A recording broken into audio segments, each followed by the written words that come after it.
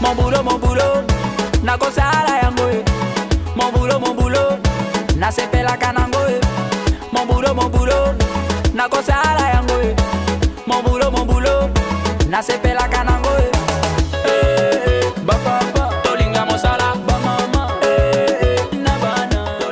Je suis heureuse de vous retrouver pour ce nouveau numéro de Mon Gagne-Pain. Aujourd'hui, dans mon GP, nous allons découvrir un autre métier, la cordonnerie. Et pour développer ce sujet, nous allons parler avec Papa Edmond Luamba. Il est cordonnier depuis des années déjà. Il fabrique des chaussures, il répare également. On va le découvrir ensemble.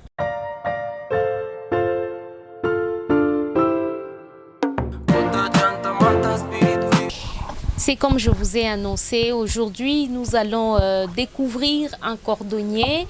Il s'agit de Papa Edmond. Bonjour Papa Edmond. Oui, bonjour, c'est Papa Edmond Luamba. Oh d'accord, oui. Papa Edmond Luamba. Parce qu'on me connaît surtout au nom de Papa Luamba, Papa Luamba. Vous pouvez approcher le micro. Ah ok. Ok, on vous connaît souvent au nom de Papa Luamba. Oui, on me connaît surtout au nom de Papa Luamba. C'est ce qu'ils me connaissent en tout cas.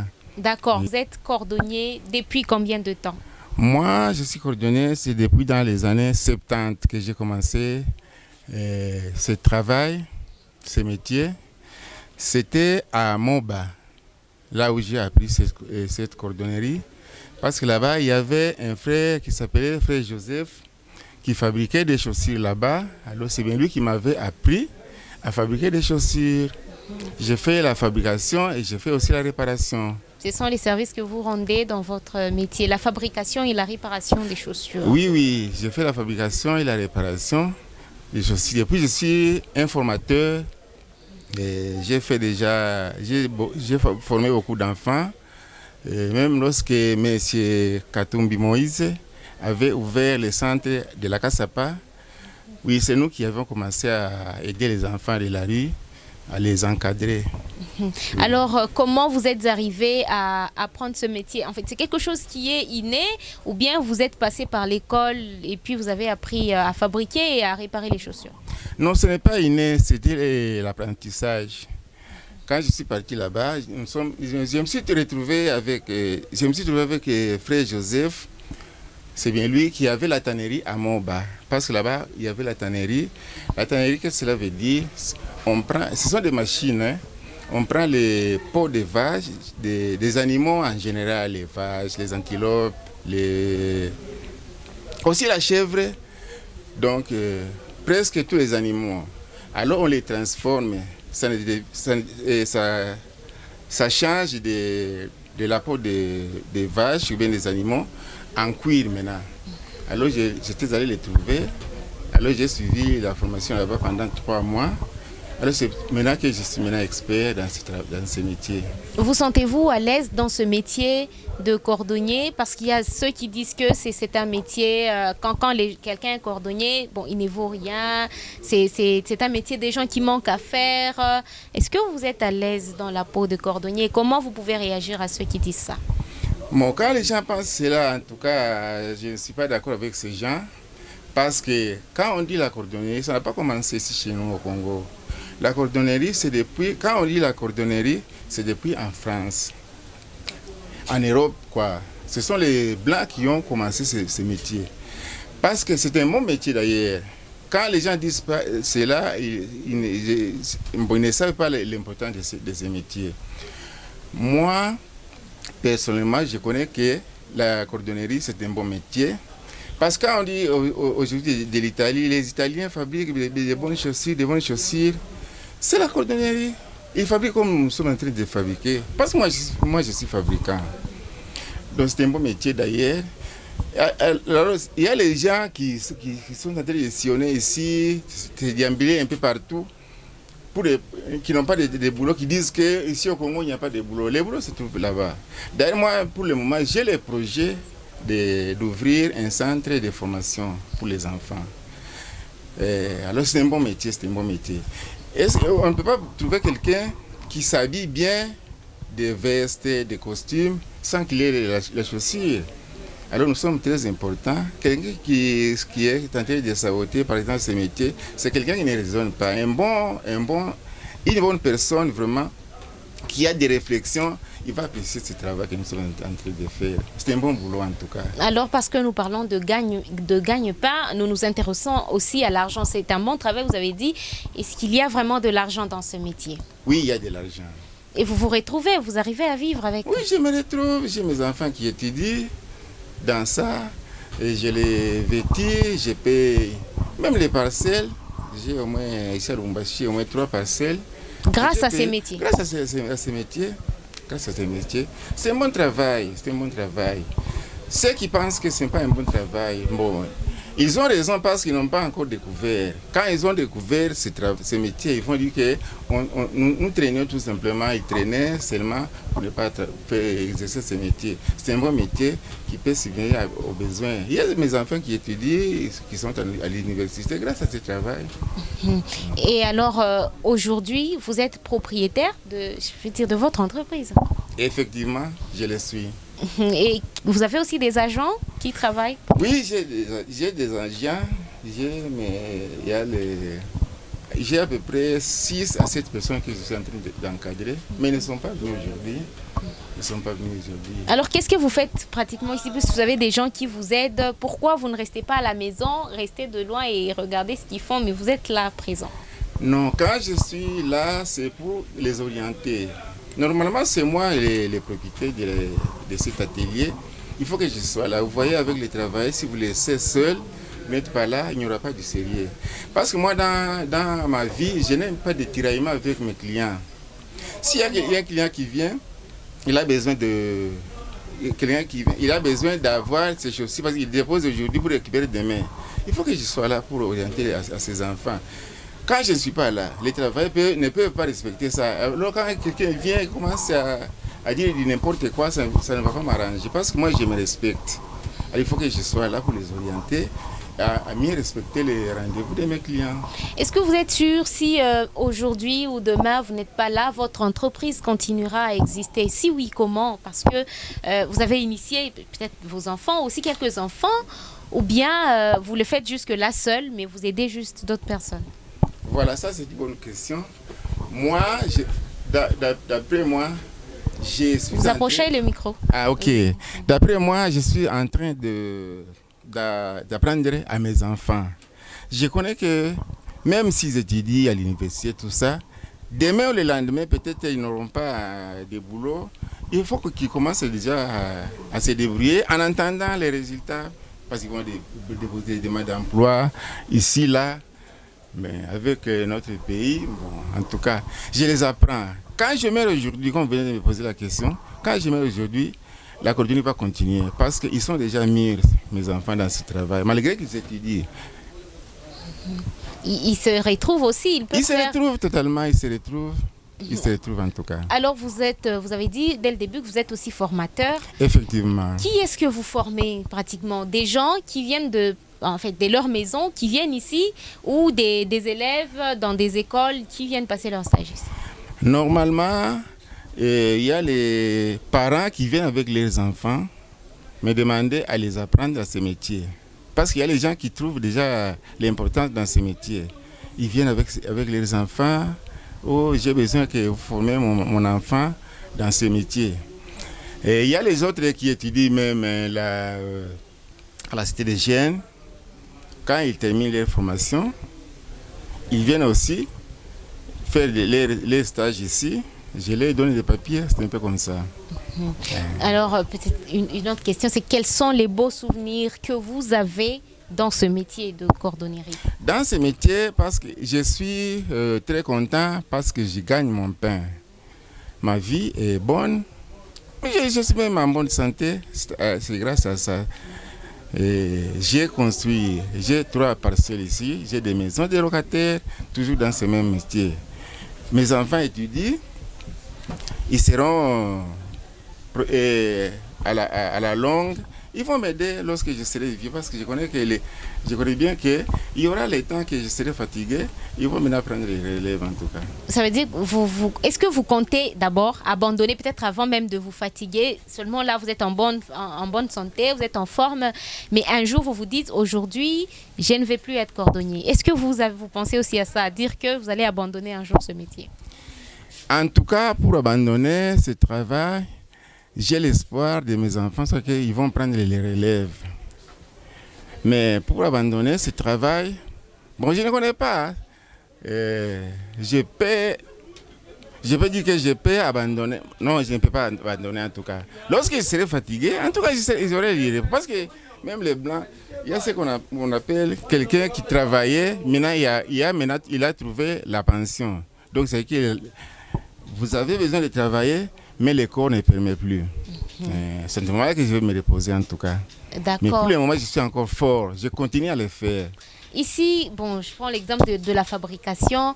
Vous avez souvent besoin de quelle matière pour fabriquer des chaussures? Pour fabriquer les chaussures, en tout cas, il faut que j'ai beaucoup de choses. Il faut d'abord avoir les formes. Ça demande de l'argent. Il faut demander aussi, il faut chercher encore, il faut payer les peaux, donc les cuirs, ça demande de l'argent. Il faut des machines pour faire de bonnes coutures en tout cas. Il faut chercher de l'argent encore pour payer les semelles, les talons, tout le nécessaire pour les chaussures. On peut déjà voir ces chaussures que je tiens. J'aimerais savoir, est-ce que vous vous êtes inspiré peut-être des modèles qui sont, je dirais des modèles, je dirais, vous avez suivi la tendance actuelle pour voir quels sont les genres de chaussures que les gens portent. Vous vous êtes inspiré d'une chaussure que vous avez vue ou c'est venu comme ça? Nous suivons l'évolution des modes. Si, comme nous sommes auparavant, il y a les gens qui préféraient les boucarés, les crayons, on les faisait aussi. Mais pour le moment, il y a un grand changement. Avec les modèles que nous avons pour le moment, nous les pratiquons. Nous sommes en train de modifier les formes parce qu'on ne peut pas fabriquer la chaussure sans forme. Il faut nécessairement avoir les formes, les pinces à monter, les premières semelles pour faire la fabrication. C'est toutes des machines. C'est ça que j'insiste au moins. Mais comme on n'a pas assez de moyens pour payer, bon, nous débrouillons tout simplement comme ça. Mais si nous trouvons par exemple l'aide du gouvernement, en tout cas nous allons faire de grandes choses. Ça veut dire que dans votre métier, vous avez aussi besoin de l'aide du gouvernement? Oui. Alors, ces chaussures par exemple, vous fabriquez seulement pour la vente ou il y a des gens qui viennent commander? Par exemple, moi, je peux venir, papa aide-moi, j'ai besoin de tel genre de chaussures et vous le faites. Il y a des gens qui viennent commander? Voilà. Et effectivement, il y a les gens qui viennent commander. D'ailleurs, quand je suis en train de faire, c'est sur commande. Je n'ai pas de moyens pour faire des chaussures à exposer parce que je n'ai pas assez de moyens. Ça demande d'abord beaucoup d'argent pour payer les chaussures et les pots, pour payer les nécessaires, les premières semelles, pour maintenant faire l'exposition.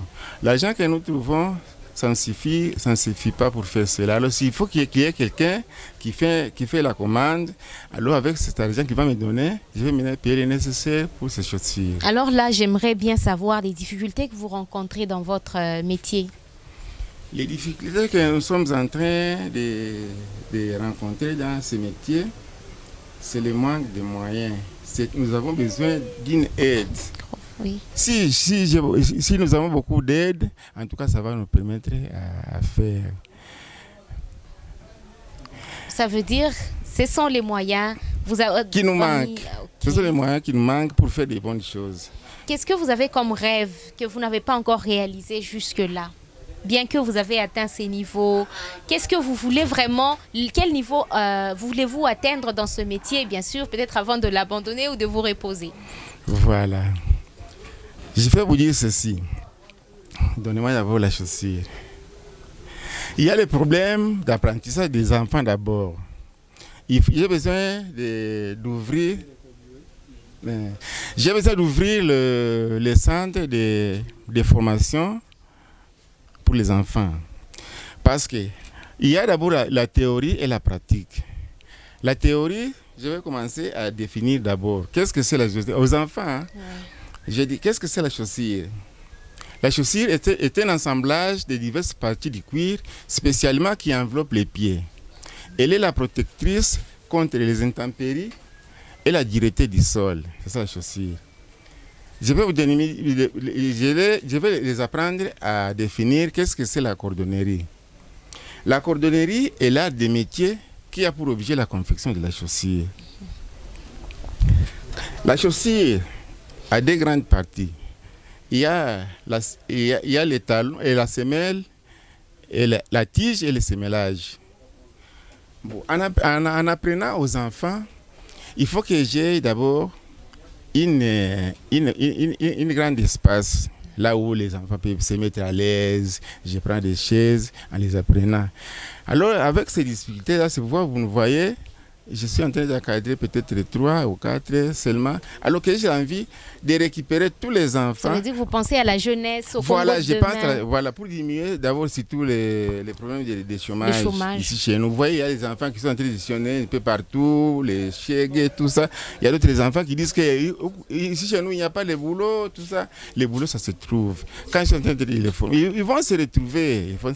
C'est un peu ça en tout cas. Alors, peut-être on va déjà chuter, mais j'aimerais que vous puissiez donner un conseil à ces jeunes qui négligent le métier de cordonnerie ou à ceux qui veulent emprunter vos voies, mais qui n'arrivent pas à le faire jusque-là. J'aimerais que vous puissiez aussi leur donner un conseil. Bon, moi, je vais dire aux enfants, aux jeunes qui n'ont pas de boulot, qui disent qu'il n'y a pas de boulot, qu'ils viennent me trouver. Moi, je suis là. Je vais les apprendre. D'ailleurs, je ne préfère même pas demander de l'argent à ces enfants. Je vais les aider. Je vais les aider gratuitement, à condition que le gouvernement aussi vienne à mon aide. Je vais les apprendre.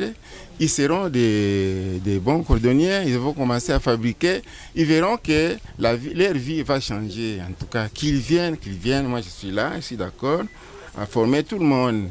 Alors, si je comprends bien, Oui. vous avez la volonté d'apprendre à ces jeunes, Oui. vous êtes disponible à transmettre vos connaissances à ces jeunes, mais vous manquez des Le moyens. moyen, oui, effectivement. Et c'est le gouvernement qui doit vous venir en aide. Oui, c'est le gouvernement qui peut venir à mon aide, parce que je n'ai nulle part que je peux trouver cette aide-là. Mais vous croyez quand même qu'un jour, vous arriverez à produire des chaussures en quantité industrielle et les commercialiser au niveau international? Avec l'aide du gouvernement, je suis capable de le faire.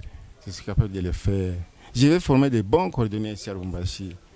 Pourquoi pas en République démocratique du Congo? Voilà, c'est tout ça en tout cas. Quelles sont vos plus belles œuvres que vous avez eu à réaliser? Vous-même, vous regardez comme ça, vous vous dites, ça vraiment c'est très beau. Les œuvres, c'est toujours les chaussures. Je suis en train de fabriquer les chaussures hommes. Seulement pour hommes? Il n'y a pas pour femmes? Bon, je fabrique les chaussures hommes et les chaussures dames. Dames, ce qui complique surtout, ce sont des semelles. Hein. Nous n'avons pas, ici à Lubumbashi, il n'y a pas un endroit où on peut trouver les semelles dames. Alors les semelles, c'est facile. C'est pourquoi je suis en train de m'occuper d'abord des chaussures hommes surtout.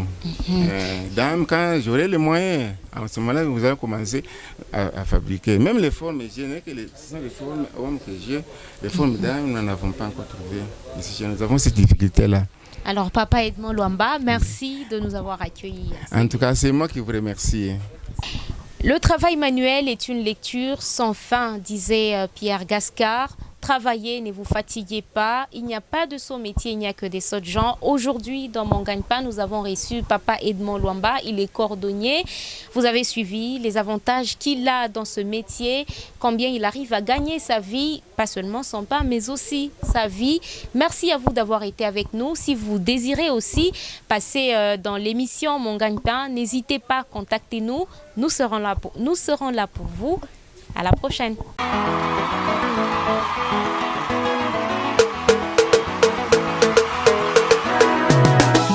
Mon boulot, na kosala yango. Mon boulot, na sepela kana.